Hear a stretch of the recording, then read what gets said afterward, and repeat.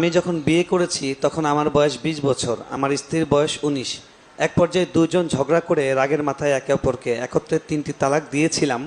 পরবর্তীতে এর ভয়াবহতা জানতে পেরে আল্লাহর কাছে তওবা করেছি, এখন আমরা সুখে আছি।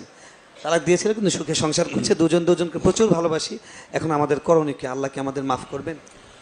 ভাই, তালাক এমন একটা জিনিস, এটা তওবা করে ফিরে আসার জিনিস না। তালাক যদি প্রত্যাহার করার মতো হয়, প্রত্যাহারযোগ্য তালাক হয়, তাহলে সেক্ষেত্রে তওবা ছাড়াই আপনি প্রত্যাহার করলেই প্রত্যাহার হয়ে যাবে। অনেক সময় দেখা যায় তালাক 3বার না, কয়েকবার দেওয়া হয়ে গেছে। 2 মাস পর পরই তালাক দেয়, 4 মাস পর পরই তালাক দেয়। এরপরে হুজুর ডাইকে আনে, তওবা পড়ায়।